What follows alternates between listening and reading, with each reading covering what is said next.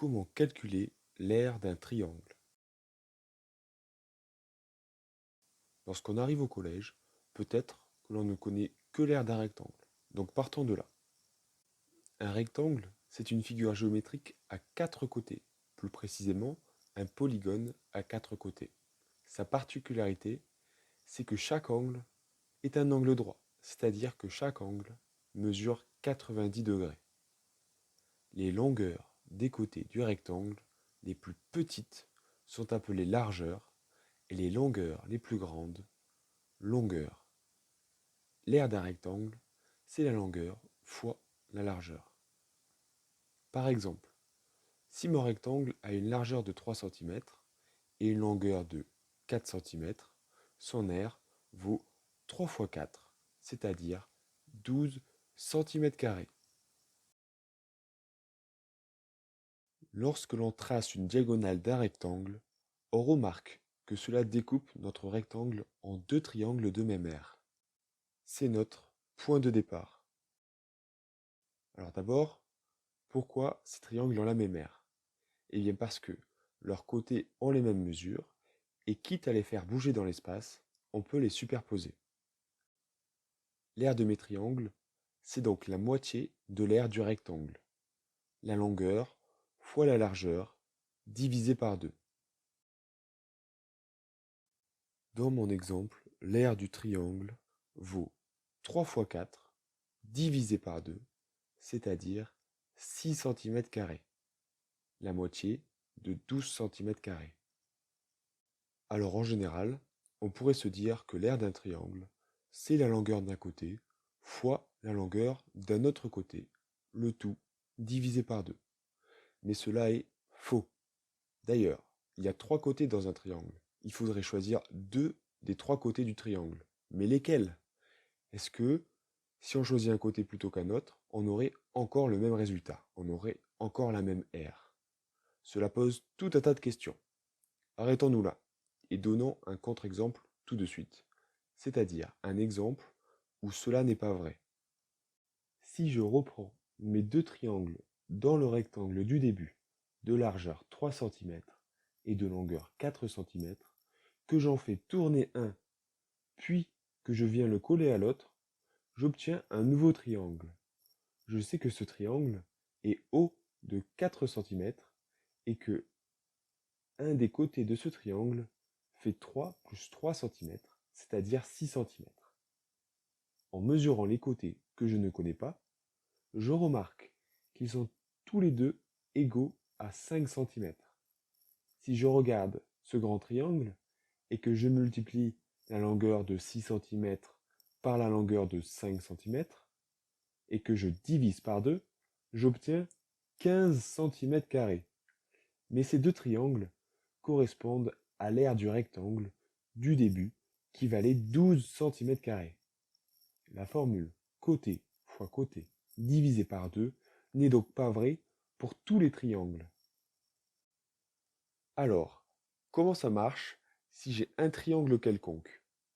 Bon, par exemple, avec ce triangle qui n'a pas d'angle droit, c'est-à-dire des angles différents de 90 degrés. Eh bien, je le coupe en deux tout simplement, mais en veillant à ce que mon découpage fasse un angle droit et me donne deux triangles. Il faut donc couper jusqu'au sommet, sinon je n'obtiens pas deux triangles. J'obtiens un nouveau segment sur ma figure que j'appelle hauteur. Pourquoi hauteur? Disons simplement que sa longueur me montre à quel point mon triangle est haut. Maintenant, pour trouver l'aire. Si je sépare mes deux triangles, je sais que chacune de leurs aires fait la moitié de l'aire de leur rectangle. Si j'additionne les aires des deux petits triangles, j'obtiendrai l'aire de mon grand triangle. Mais si je les regroupe, je ne fais qu'un seul rectangle, et l'aire de mon grand triangle, c'est aussi la moitié de l'aire du grand rectangle. L'aire du grand rectangle, c'est sa longueur fois sa largeur. Ici, la largeur du rectangle, c'est la longueur du côté que l'on a appelé hauteur. Et la longueur du rectangle, c'est la longueur du côté que j'ai commencé à couper en premier. Je vais l'appeler la base. Ainsi, l'aire de mon rectangle, c'est la base fois la hauteur. Comme l'aire du triangle, c'est la moitié de l'aire du rectangle, j'obtiens que l'aire du triangle, c'est la base fois la hauteur divisé par 2. On a donc notre formule. Et c'est bien ce qu'on a dans le grand triangle du début. La hauteur tracée fait 4 cm et sa base fait 6 cm. Et 4 fois 6 divisé par 2, ça fait 12 cm². Maintenant, il faut être plus précis et définir plus rigoureusement ce qu'est la hauteur dans un triangle, ou plutôt une hauteur, parce que je peux choisir de découper de 3 façons différentes mon triangle. Je peux choisir de couper en finissant par un sommet de mon choix, et j'ai 3 sommets, donc 3 possibilités. De plus, peu importe le découpage que je choisis, avec ma formule, j'obtiens toujours l'aire du triangle. En général, on dit qu'une hauteur dans un triangle est une droite qui passe par un sommet du triangle et qui coupe le côté opposé perpendiculairement. Ce qui change, c'est qu'on n'a plus un segment, mais une droite. Il faut donc faire attention. Lorsqu'on parle d'une hauteur dans un triangle, on parle d'une droite. Par contre, lorsqu'on évoque la longueur de la hauteur dans la formule de l'aire, on parle bien de la longueur du segment qui sert à découper le triangle. Et oui, une droite, ça n'a pas vraiment de longueur.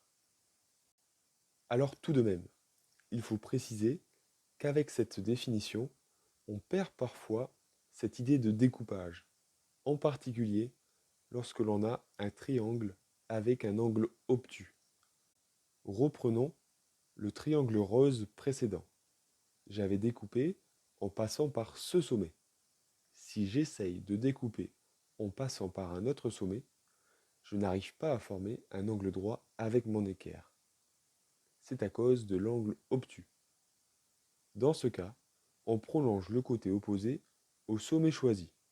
Comme cela, notre équerre peut passer par le sommet sur le côté. On peut donc tracer la droite. Mais pourquoi ma formule est encore valable dans ce cas? Eh bien ça, je l'expliquerai une prochaine fois.